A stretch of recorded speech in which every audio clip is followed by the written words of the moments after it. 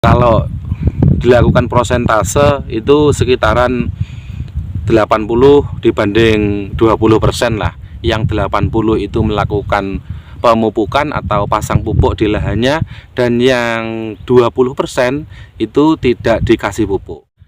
Dikarenakan ini sudah berlarut lama dan memang belum ada penelitian atau apapun itu tentang hasil daripada lahan yang dikasih pupuk kemudian dan lahan yang tidak dikasih pupuk seperti ini. Halo, assalamualaikum warahmatullahi wabarakatuh. Berjumpa kembali di channel Petani Muda Community, channelnya para petani. Baru berani keluar rumah di saat ngunten itu ketika menjelang jam 4 sore sampai jam 5-an ini ya. Dikarenakan seperti informasi yang saya dapat di seputar dunia pertanian, terkhusus di BMKG, menyatakan bahwasannya kalau di Indonesia itu dilihat dari segi BMKG-nya itu saat ini menjelang panas-panasnya daripada puncaknya musim kemarau. Dikarenakan ada beberapa faktor yang mempengaruhi selain daripada panasnya kondisi saat ini yang terjadi, adanya El Nino dan lain-lain lah. Dikarenakan saya juga tidak paham juga tentang secara vulgar dalam ilmu pertanian.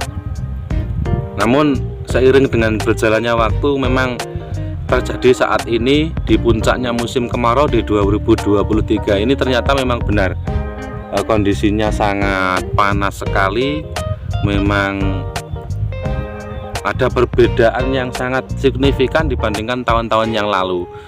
Mungkin dengan adanya perubahan cuaca yang tidak menentu dikarenakan adanya penebangan secara liar maupun perubahan-perubahan yang terjadi di area lahan baik pertanian maupun yang tidak di lahan pertanian, kawan-kawan. Nah, di sini apa yang akan saya paparkan yaitu tentang pengalaman pertanian yang ada di Kabupaten Tuban, kawan-kawan. Seperti yang teman-teman lihat di belakang saya, pastinya ini tentang musim kemarau ya. Nah, ini di sebagian lahan, saya di tengah-tengah lahan, dan di tengah lahan ini ada hal yang terpenting yang perlu teman-teman ketahui. Mudah-mudahan ada hal positif yang bisa teman-teman ambil. Apa itu? Ternyata, dan ini perlu saya sampaikan dikarenakan memang belum ada kalau khususnya di Kabupaten Tuban ya.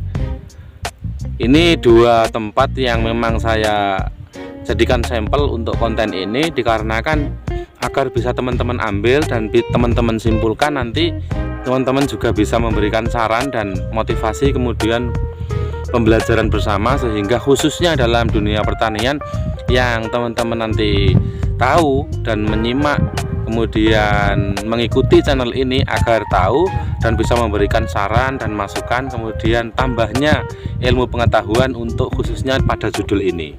Nah, di belakang saya ini ada lahan yang dikasih pupuk dan lahan yang tidak dikasih pupuk, kawan-kawan.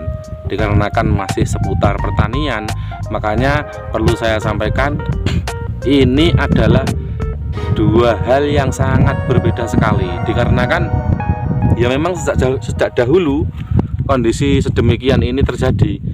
Ada beberapa orang itu yang lahannya itu dikasih pupuk dan ada yang tidak dikasih pupuk. Walaupun kalau dilakukan prosentase itu sekitaran 80 dibanding 20% lah.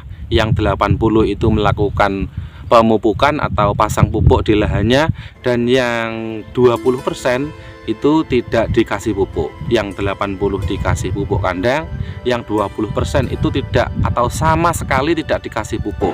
Namun nyatanya yang terjadi, entah ini memerlukan waktu yang lama ataupun cepat, nyatanya yang terjadi hasil daripada pertanian baik dikasih pupuk kandang maupun tidak dikasih pupuk kandang itu nyatanya ya belum pernah diteliti atau belum saya pernah lakukan penelitian.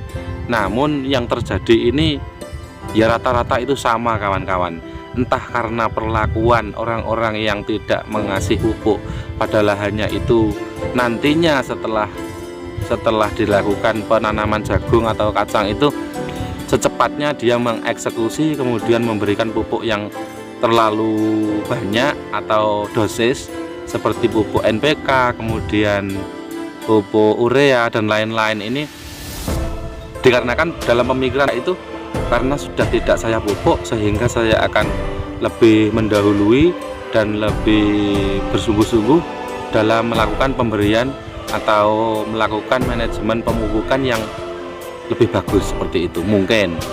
Dan yang dikasih pupuk, tapi dalam pemikiran saya pribadi ini mungkin jangka panjangnya itu ya tidak sama seperti yang dikasih pupuk ya kawan-kawan. Dikarenakan tanah kalau tidak dikasih pupuk itu lama-kelamaan akan mati dan tidak bisa tandus. Kemudian patogen yang ada di lahan ini akan semakin menyebar dan tidak gembur ya kawan-kawan. Namun nyatanya untuk sampai detik ini, hasil daripada pertanian yang didapat, baik yang diberikan pupuk kandang maupun yang tidak, itu rata-rata sama kawan-kawan. Dikarenakan ya belum ada yang melakukan prosentase atau meneliti dalam hal tersebut. Oke, nantikan selengkapnya hanya di channel Petani Muda Community, channelnya para petani setelah yang satu ini.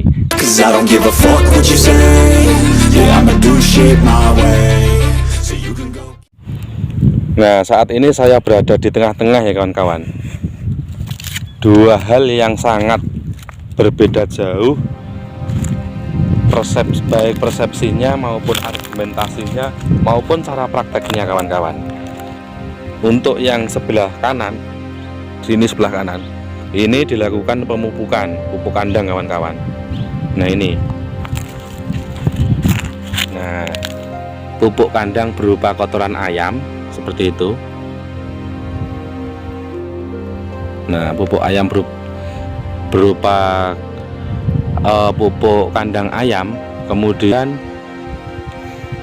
ini dilakukan pengoplosan sudah ini, dan dilakukan pembakaran kalau seperti ini. Nah, tapi yang jelas inti daripada video ini kawan-kawan ya, saya berada di tengah-tengah lahan yang memang ini lahannya kelihatannya memang berbeda ya kawan-kawan. Karena sampel yang saya sajikan ini nantinya bisa teman-teman ambil positifnya dan bagaimana komentar teman-teman tentang hal sedemikian. Dikarenakan ini sudah berlarut lama dan memang belum ada penelitian atau apapun itu tentang hasil daripada lahan yang dikasih pupuk kemudian dan lahan yang tidak dikasih pupuk seperti ini.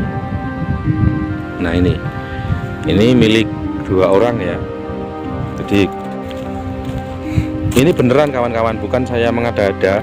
Dikarenakan dua tempat ini yang satu dilakukan pemupukan dan yang satunya tidak. Namun pertanyaannya bagi teman-teman yang memang belum tahu atau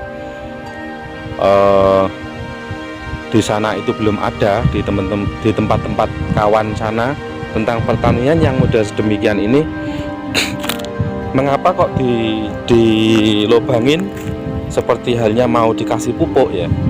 Ini agar memudahkan nantinya itu saat musim hujan datang kawan-kawan. Jadinya tidak ada pengaruh lain kenapa kok harus dilubangin walaupun tidak dikasih pupuk. Karena yang jelas kalau dikasih pupuk itu dilubangin kawan-kawan, dikarenakan kan ya dibuat tempat untuk memasang pupuk sedemikian.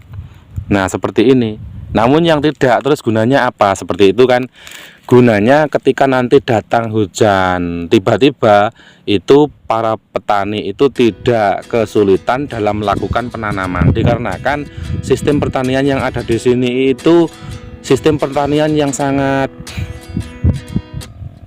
bisa dibilang itu ketinggalan zaman nih kawan-kawan, karena masih sangat-sangat manual sekali, alias menggunakan tangan atau alias taju kawan-kawan kalau orang sini menyebutkan, yaitu menggunakan sebilah batang kayu kemudian ditancapkan seperti itu. Jadi ini tidak lain hanya memudahkan saat nanti itu datang tiba-tiba di musim penghujan. Dikarenakan mengapa demikian? Selain daripada posisi lahan pertanian yang sangat rumit dan sulit seperti ini, walaupun hasilnya tetap biasa, itu kalau tidak dilakukan kalau tidak dilakukan lobangan-lobangan seperti ini, itu menambah durasi kelamaan dalam bekerja kawan-kawan ya. Pekerjaan yang lama, kemudian ya bisa dikatakan itu nintang-ninting ya kawan-kawan. Kalau dilakukan seperti ini, paling tidak itu ya 80% lebih cepat dibandingkan tidak dilobangin seperti itu. Nah, namun kalau yang ini sudah tidak dibicarakan lagi, dikarenakan hal sedemikian ini selain daripada untuk pemasangan pupuk kandang, juga memudahkan nantinya dalam penanaman, dikarenakan tanda daripada pupuk ini sudah ada, kemudian apalagi lahannya yang begitu agak mudah sekali dilalui para petani dalam melakukan penanaman dan lain-lain. Kelihatannya tempat ini ini tidak disemprot ya kawan-kawan, namun ini bukan pembersihan daripada rumput-rumput yang ada. Nah, itu kawan-kawan ya, hal yang terjadi pada pertanian yang ada di Kabupaten Tuban. Nah, itu kawan-kawan ya, sekali lagi mudah-mudahan ada hal positif yang bisa teman-teman dapatkan di video ini, dan jangan lupa berkomentar itu yang terjadi di kondisi pertanian yang ada di Kabupaten Tuban, tepatnya di Gerabakan, Desa Waran. Terima kasih. Assalamualaikum warahmatullahi wabarakatuh.